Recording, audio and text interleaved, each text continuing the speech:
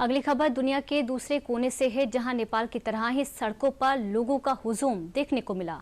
खबर फ्रांस की है, जहां सरकार के खिलाफ जनता की आवाज बुलंद हो गई है।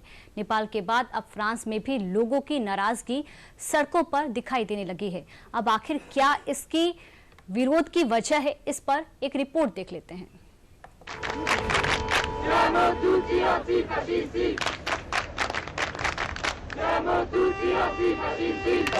सड़कों पर सैलाब, आसमान में गूंजते नारे और सत्ता के खिलाफ बगावत की आवाज।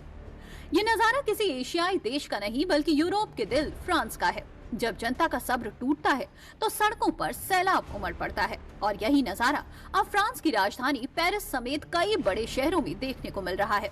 नेपाल में सोशल मीडिया बैन और सरकार विरोधी प्रदर्शनों की गूंज अभी थमी भी नहीं थी कि यूरोप के दिल फ्रांस में भी जनता सड़कों पर उतर आई है। फ्रांस की जनता का नारा है ब्लॉक एवरीथिंग, यानी सब कुछ रोक दो।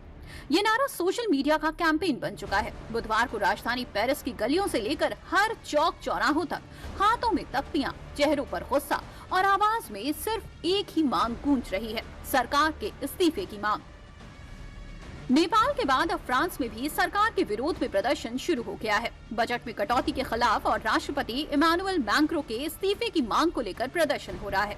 इस प्रदर्शन को ब्लॉक एवरीथिंग नाम दिया गया है। सरकार ने 80,000 पुलिसकर्मियों को तैनात कर दिया है। अब तक 200 से ज्यादा उपद्रवी गिरफ्तार किए जा चुके हैं।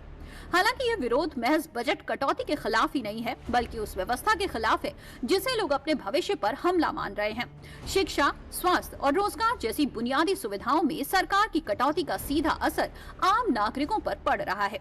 यही वजह है कि आंदोलन तेजी से तूल पकड़ रहा है। ये प्रदर्शन ऐसे समय पर हो रहे हैं जब फ्रांस के नए प्रधानमंत्री सेबास्टियन लेकोर्नू अपना कार्यभार संभालने जा रहे हैं। एक दिन पहले मंगलवार को ही फ्रांसवा बायरू ने अविश्वास प्रस्ताव पारित होने के बाद राष्ट्रपति इमैनुअल मैक्रों को अपना इस्तीफा सौंपा था।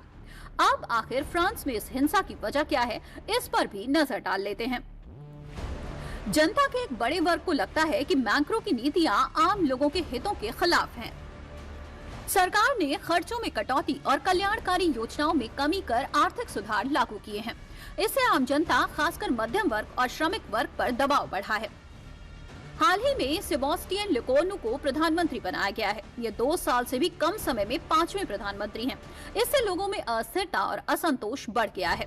पिछले साल भी बजट पेश करने के बाद पीएम को इस्तीफा देना पड़ा था। दरअसल फ्रांस की राजनीति में बजट हमेशा टकराव का बड़ा कारण रहा है। हर साल इसके जरिए ही तय होता है कि सरकार किन क्षेत्रों पर खर्च बढ़ाएगी और कहां कटौती करेगी, और यही सत्ता पक्ष और विपक्ष के बीच खींचतान की सबसे बड़ी जड़ भी बनती है।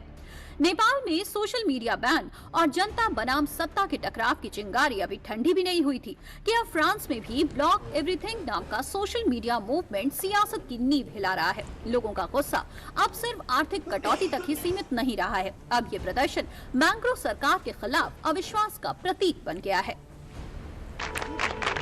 Siamo tutti fascisti!